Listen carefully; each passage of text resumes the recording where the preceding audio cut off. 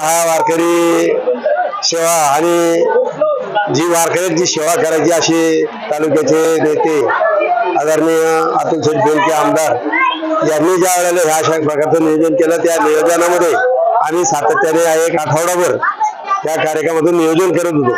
त्यांनी असणाऱ्या ह्या सर्वच मंडळींना जी वारकरी तालुक्यामध्ये आहेत त्या तालुक्यातील सर्व वारकऱ्यांचा यथेच्छ असा सत्कार करायचा असं ठरवलेले आणि तो ठरवत असताना त्यांना अन्नदान, वस्त्रदान, त्याचप्रमाणे त्यांची व्यवस्था, भोजन अशा 2-3 गोष्टींचा निराश करून त्या ठिकाणी वल्लभ शेठच्या स्मृतींना पुन्हा जागृती देण्याच्या दृष्टीने त्यांनी अगदी अत्यंत महत्वाचं काम वल्लभ शेठचे आम्ही पहिल्यापासून काही अत्यंत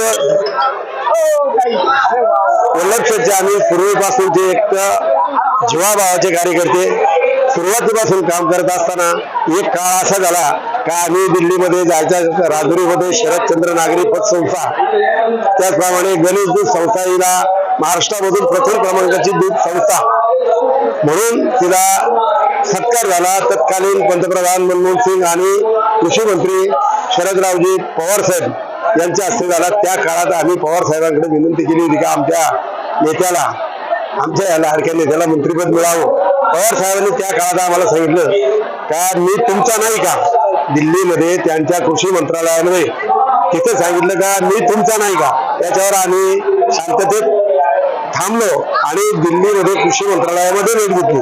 वल्लभ शेठनी मी माझी एक शरदचंद्र नागरी सहकारी पतसंस्था, त्या संस्थेचा प्रत्येक वर्षाचा अहवाल मी वाचतो असं पवार साहेब सांगितलं आणि त्या उद्घाटनासाठी पवार साहेबांना वल्लभ शेठनी 4 वेळा माझ्या गावामध्ये राजुरीमध्ये घेऊन आला.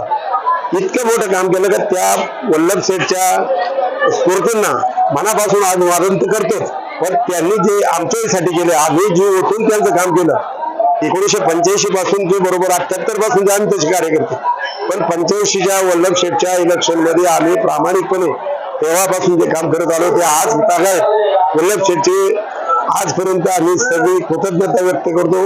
त्याप्रमाणे वल्लभ आणि त्या अनुषंगाने अतुल शेठने सुद्धा इतक्या मोठ्या प्रमाणामध्ये काम केले, इतकं मोठं काम चालू आहे आणि त्यांनी हा जो सोहळा केलाय त्या सोहळ्यामध्ये मागच्या वेळेला त्यांनी तुळशी पॅलेसला असा 5000 लोकांचा एक मेळावा त्या वेळेला घेतला होता. त्याच्यानंतर इलेक्शन लागली होती.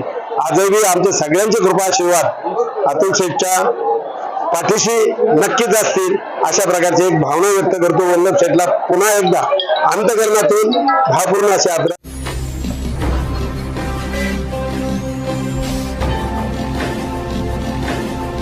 ताज्या घडामोडी आणि नवनवीन माहिती मिळवण्यासाठी समाज दर्पण या YouTube चॅनलला सबस्क्राईब करा आणि बेल आयकॉनवर क्लिक करा.